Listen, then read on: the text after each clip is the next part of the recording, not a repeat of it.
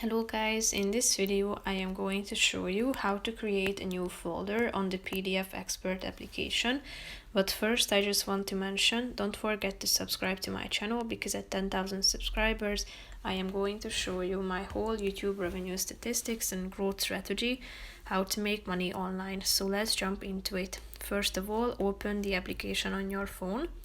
After that, tap on the plus icon down below in the right side corner of the screen, and then click on create new folder.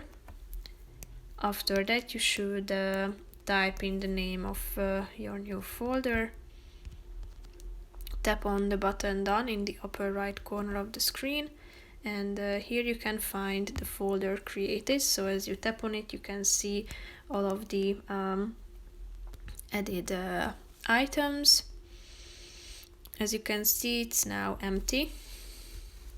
If you tap on the double or the three dots icon in the upper right corner of the screen, you can select documents, select whether you want them to be sorted by or listed or made in a grid order. You can also sort them by name, date or size.